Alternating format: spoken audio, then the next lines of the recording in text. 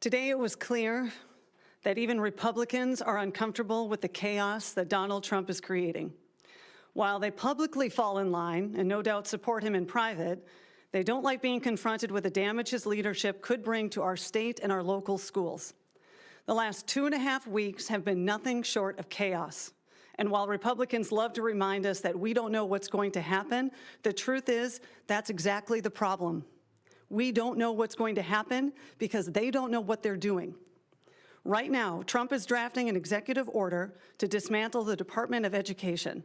Just last week, Senate Republicans invited superintendents across the state to testify before the Education Finance Committee about the urgent needs in their schools: funding for buildings, workforce, curriculum, and support staff. We were told, listen carefully to their concerns. And yet today, these same Republicans defended a president who is threatening to eliminate 10% of our education funding.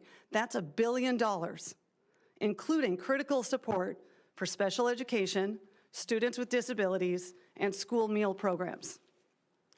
What else is potentially on the chopping block? Programs like Math Corps and Reading Corps, which directly address student achievement and help put teachers in the classrooms, things our Senate Republican colleagues say are important to them. And beyond that, the National School Lunch Program, which supports Minnesota's school meal program. At a time when families are already struggling with rising grocery prices, Republicans are backing policies that could cost the average Minnesota family almost $2,000 a year. Since Trump took office, it's been nothing but chaos. And that chaos doesn't just stay in Washington, D.C. We are feeling it here, and it impacts every Minnesotan, every community, every school district. Aid is frozen, and then it's not. Tariffs are imposed, and then they're lifted. No one knows what's coming next. Schools can't plan for a future when unstable leaders treat critical funding like it's a bargaining chip. Minnesotans should know that we are doing everything in our power to protect and fund our schools. But with the Republican-controlled Congress, Senate, White House, and Supreme Court holding all the power, our ability to act is limited.